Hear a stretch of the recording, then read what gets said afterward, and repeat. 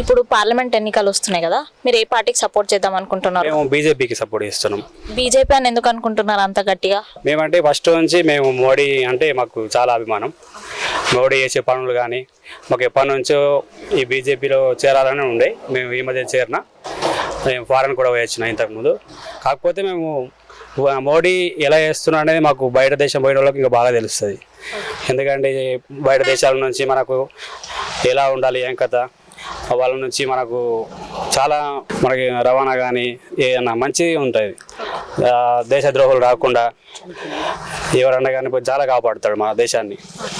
మీకు బీజేపీ నుంచి ఎలాంటి పథకాలు అందినాయి? మీకు బీజేపీ నుండే మాకు ఉజ్వల స్కీమ్ కానీ, సుకన్య యోజన స్కీమ్ అప్లై చేసుకున్నాము. ఇంకా టైలరింగ్ కానీ ఇప్పుడు ఎవరైనా మిషన్లు అలాంటివి కూడా అందినాయి మాకు.